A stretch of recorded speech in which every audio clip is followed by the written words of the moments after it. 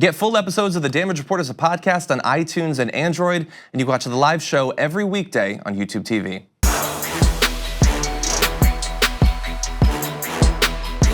Earlier in the program, we talked about how they believe that they have caught those who killed Jasmine Barnes, but that wasn't the only step towards justice in the past. Oh, yeah. Is there? So what other breaking news is there? Come this August, Cyntoia Brown will be a free woman.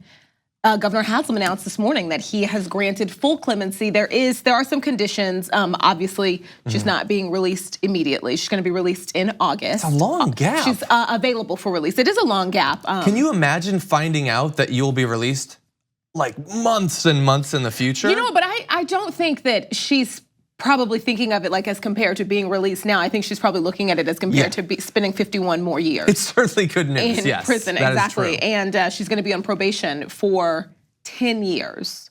So she's not, you know, if you look at it's still rough. It's still rough because a lot of those terms usually say like you can't have any interaction with a police officer. Yeah. So you can't be arrested. It's not, a lot of times you can violate probation just by being arrested, let alone being convicted, which is, I'm not sure how it's working in the state of Tennessee, but I mean, this is good news. This is a woman who has been serving a life sentence since she was 16 years old, and probably without, you know, how we show outrage these days, without social media, without celebrities getting involved. Yeah. This is probably a woman who would have spent the rest of her life in prison. Yeah. And the governor's statement, essentially, he said, you know, she's admitted to an awful crime, but he doesn't want to take away from the fact that like someone that young shouldn't be serving a life sentence. 50 years. Right, and then B, he says that he doesn't want to take away from the changes that she's made in her life behind bars. Yeah. So obviously thinks she's deserving of this. I think a lot of people do. Yeah, yeah. You know, just looking at the case, let alone how unjust it is to give a teenager life in prison.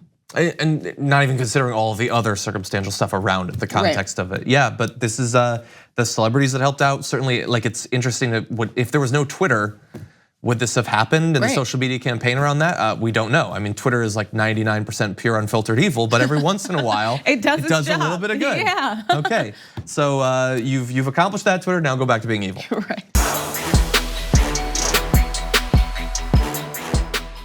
Thank you very much for watching this clip from The Damage Report. If you liked it, don't forget to subscribe to this channel and ring the bell on YouTube to get notifications of our new videos. And of course, you can catch the full Damage Report live every weekday at 1 p.m. Eastern, 10 a.m. Pacific on TYT Network on YouTube TV.